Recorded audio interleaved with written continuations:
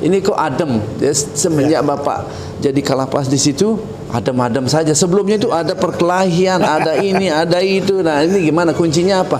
Kok bisa? Ini kami ini sebagai LSM Pak dan media melihat ini, wah mantap ini. Saya melihat ini Bapak Fikri ini punya ilmu kali yang untuk mendekati WBP-WBP-nya sehingga diam itu ilmu.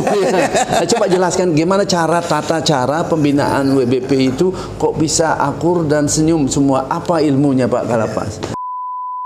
Raport Bapak itu sudah di atas 8 ke atas. Karena kalau saya jelek, bahkan saya bilang saya tidak cocok dengan si A, si B ini. Karena apa? Tidak pro masyarakat Bali. Maaf saja kan, saya tidak malu saya menyampaikan itu kritik untuk positif, kritik untuk membangun. Masyarakat kami ini membutuhkan law and human right yang benar.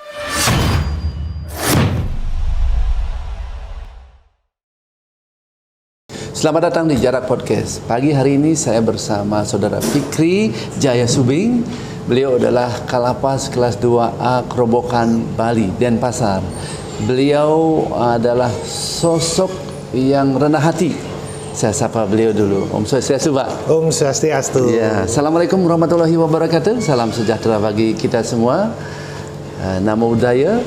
Salam kebajikan rahayu kita semua. Bapak Kalapas, siap, apa kabar? Ya, alhamdulillah baik. Ya, saya begini Pak Kalapas, terkait dengan pemasyarakatan di Pulau Bali khususnya, begitu ademnya, terus Kadipasnya juga memahami wilayah permasalahan dalam angka Pak Gugun, ya. Tentunya ini semakin adem.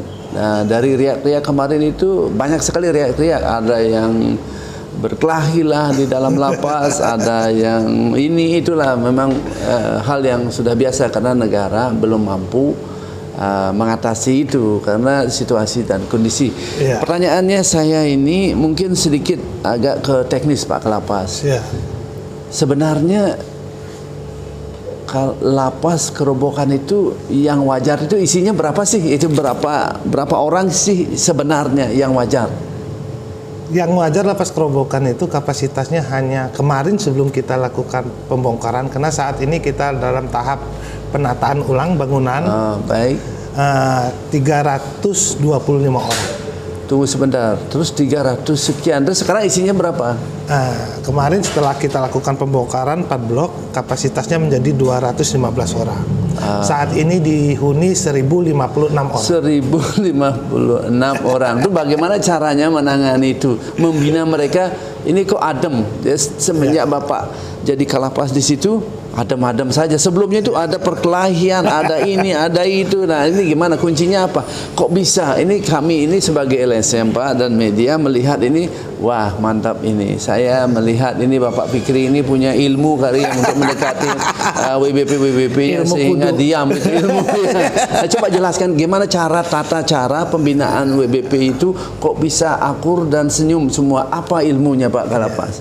Sebetulnya sama saja, cuman kita meletakkan sesuatu pada tempatnya.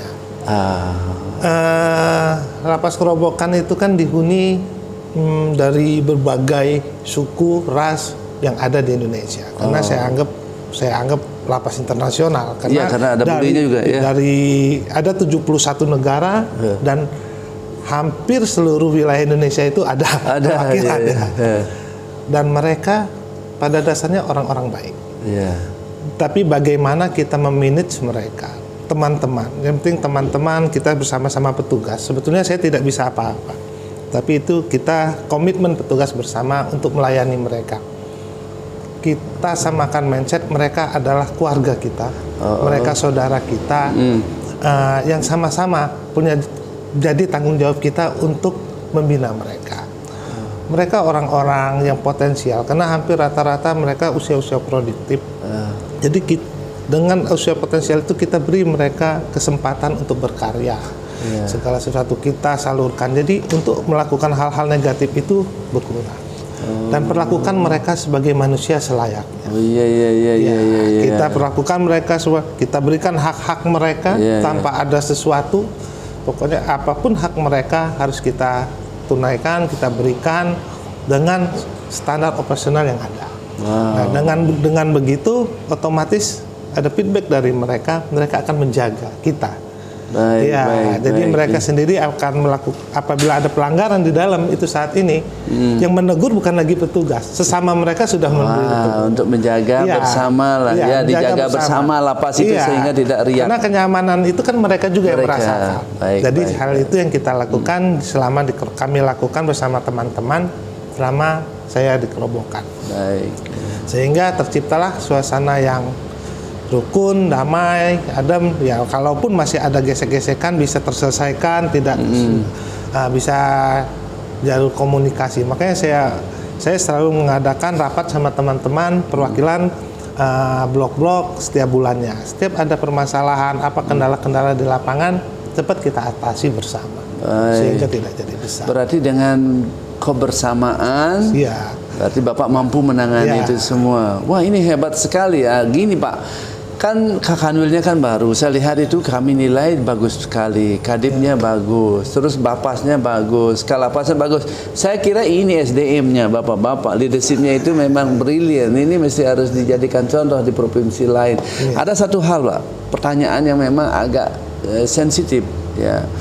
Karena ini lapas internasional, bila mana mereka ILB lah gitu ya. ILB tentu orang tuanya meninggal, terus ada perkawinan anaknya, ini kan hak mereka melekat pada pasal 14 lah dulu lah. Sekarang undang-undang PAS ini saya tidak tahu lah, mungkin pasal 34 tidak tahu lah, saya lupa.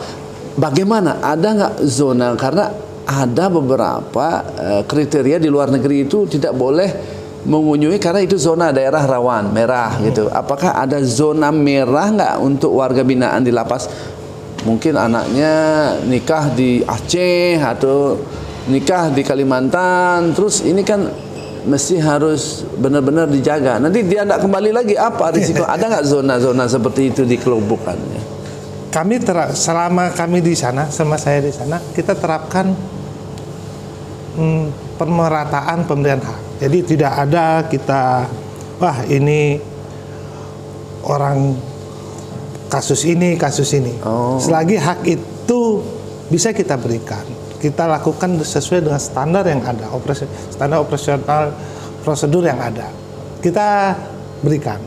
Tapi dalam pelaksanaannya tetap kita lakukan SOP. Jadi setiap pemberian hak IRB itu, apalagi di Bali ini kan selain ada 3 kalau di PP 32 itu, 1 menghadiri keluarga inti yang sakit atau meninggal, sama meninggal, kedua bagi waris, ketiga kan menjadi wali nikah. Tapi kalau di Bali ini kan ada tambahan sesuai dengan surat edaran Dirjen tahun 81 kalau tidak salah itu.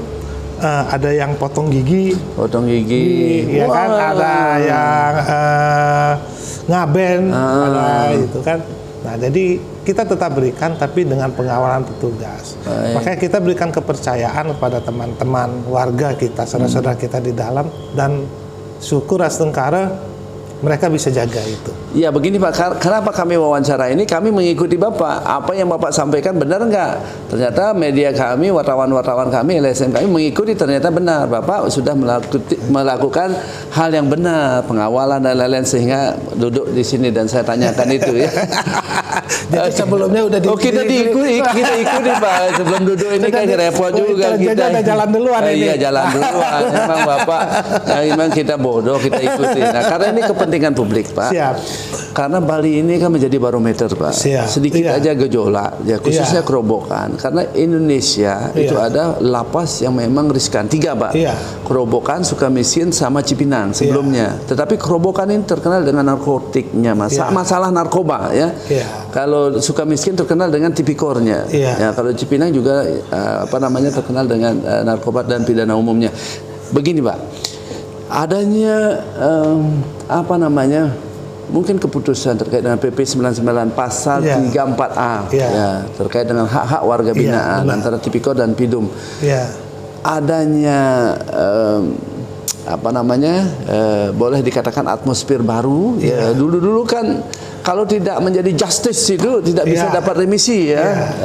Apa sih yang Bapak lakukan sebelumnya dan munculnya itu di kerobokan? Karena tidak ada pergerakan, semuanya sama gitu yang Bapak sampaikan itu. Kalau di lapas-lapas lain itu gejolak Pak. Ada di Tanjung Dusta zaman dulu itu tidak diberikan hak, bakar dia lapasnya karena tidak diberikan hak yang sama. Kalau kerobokan ini kenapa kok kayak nggak ada gerakan apa di dalamnya seperti apa atau bahagia atau gimana, karena tentunya pasal 34B-nya menjadi bumerang bagi ada kerugian negara, tentu harus dibayar, Pak, karena negara tidak mau rugi. Bagaimana di lapas Kerobokan, Pak? Pada prinsipnya pertama kali PP 99 itu keluar tahun 2012 itu saya rasa semua lapas, kebetulan saya saat itu di Rutan Selong, Lombok Timur, sama situasi di dalamnya. Tapi yang biasa kita lakukan itu bagaimana kita komunikasikan kepada warga binaan. Kita jelaskan, kita sosialisasikan. Dan toh sekarang juga dengan keputusan Mahkamah Agung kan untuk GC-nya sudah dicabut, sudah mulai tidak dicabut. Ada extraordinary crime-nya itu ya. GC dari aparat penegak hukum kan dengan diputus itu sudah dicabut. Kalau kerugian negara emang tetap. Dan itu membuat angin baru pada warga binaan yang ada sekarang bagi yang sudah memenuhi.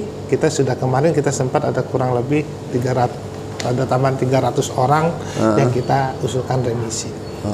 Dan ke depan dengan harapan kita ini dengan undang-undang PAS yang baru disahkan kemarin tanggal 22 bulan 7 kemarin, nah otomatis kan aturan-aturan itu lebih manusiawi lah ya, akan lebih manusiawi. Ya, kira-kira seperti itu, Pak. Begini, Kerobokan ini kan apa ya, seksi. Kalau kita memberitakan Kerobokan itu kayaknya dibaca banyak orang gitu ya. Sedikit saja. Karena namanya Pak Fikri 31, Akib 31 heboh di seluruh Indonesia itu. Menjadi artis lah gitu ya.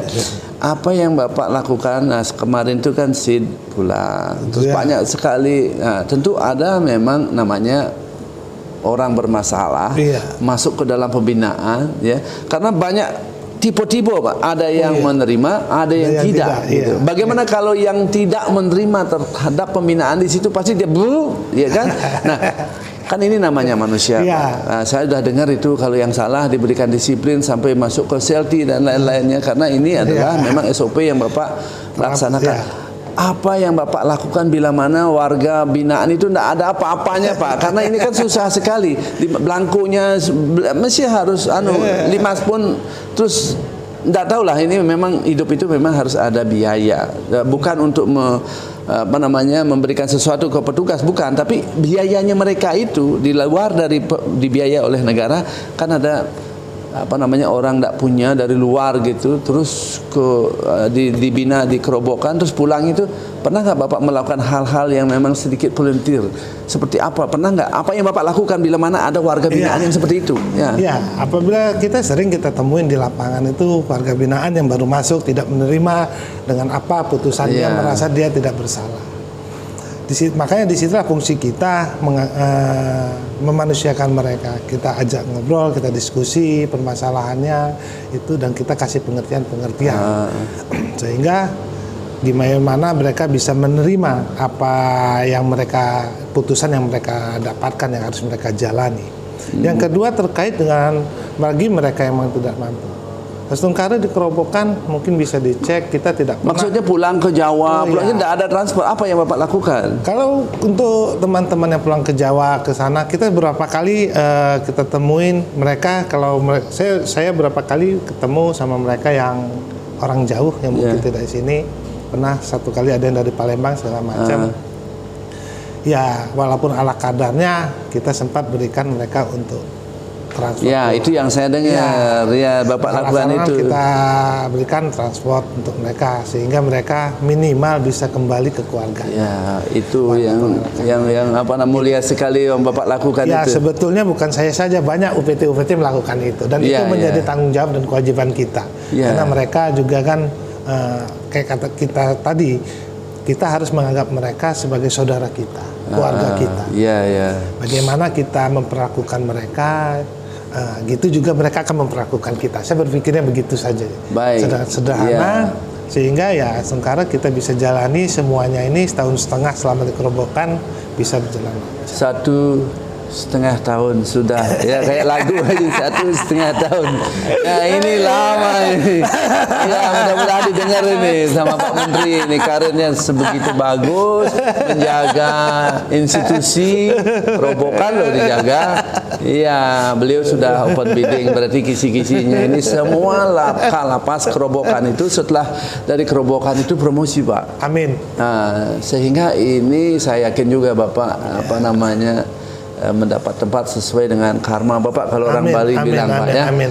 Nah, ada pertanyaan lain lagi Pak terkait dengan begini membludaknya. Apa enggak ada niat Bapak mengusulkan untuk dipindahkan, karena ini rawan. Ini ada ini Kuta, Legian, Seminyak ya, kota. Ini semua villa-villa, terus di sini lapas. Ya, kalau di luar negeri itu pasti ditempatkan, direalokasikan Pak. Ada nggak usulan dari Bapak selaku kepala UPT di situ mengusulkan itu supaya negara ini mesti harus, artinya law and human right itu menjadi prioritas karena ini rawan Pak. Oke. Ya, bagaimana tuh? Kita sudah sempat awal-awal kami ke sini kita komunikasi ke pemerintah daerah terkait dengan mengalokasikan lapas Kerobokan. Baik. Ya. Ke wilayah yang ada di sekitar Badung dan Denpasar. Baik. Karena tidak mungkin di satu kota dan satu kabupaten ini tidak ada UPT PAS. Baik. Tapi setelah kita jajaki, baik itu ke Biro Aset di Pemda, rupanya lahannya yang tidak ada untuk wilayah ini. Nah, jadi kemarin di akhir tahun Pak Dirjen Pemasyarakatan mengambil kesimpulan tetap dilakukan pembenahan, penataan ulang di Kerobokan. Kedepannya saat ini sudah berjalan, kita sudah membangun 1 blok. Rencananya Kerobokan itu luasnya saat ini kan 3,8 hektar. Baik, ya kan?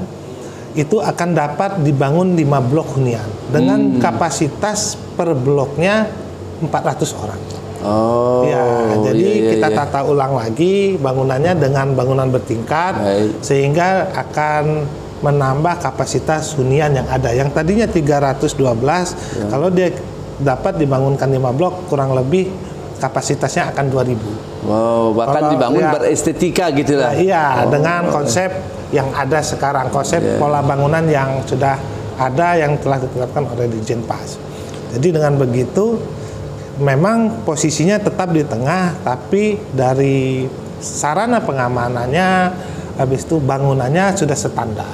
Standar artinya sudah dapat memenuhi, mengurai overload yang ada di Bali. Minimal dapat mengurai. Ya baik begini Pak, karena ada namanya kepentingan negara selalu dilindungi oleh undang-undang. Mau bangun jalan tol, apalagi membangun untuk kepentingan publik itu tidak ada alasannya Pak. Kalau tidak bisa dibebaskan bawa ke pengadilan, udah ini negara ini maunya apa kan begitu. Nah tapi itu alibi Bapak tentu juga ya benar juga bila mana dibawa ke estetika yang bisa ya artinya mengatasi situasi itu. Ya, kalau negara punya mau ya ini niat dulu ya kan semuanya bisa jalan Pak.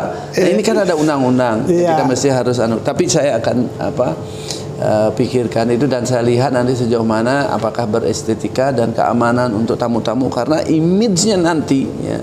Ini G20 ini akan mempengaruhi international tourism industry untuk Bali khususnya. Benar. Bila mana ini lingkungan, sampah, terus law and human right-nya seperti apa, hak asasinya sudah dipenuhi nggak secara internasional, itu akan dinilai oleh dunia. Sehingga saya hadir ini mesti harus dipikirkan oleh masyarakat Bali, petinggi-petinggi Bali dan perwakilan Bali dan tentu Bapak Presiden. Nah, terakhir Pak, ada nggak pesan dan kesan ya untuk Bapak?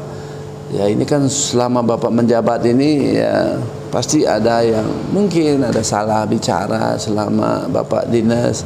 Namanya manusia ya kan tentu ada salah. Nah karena saya melihat Bapak itu raport Bapak itu sudah di atas 8 ke atas. Karena kalau saya jelek, bahkan saya bilang saya tidak cocok dengan si A, si B ini. Karena apa? Tidak pro masyarakat Bali, maaf saja kan saya tidak malu saya menyampaikan itu kritik untuk positif, kritik untuk membangun. Masyarakat kami ini membutuhkan law and human right yang benar, pembinaan yang benar, jangan disakiti, gitu maksudnya.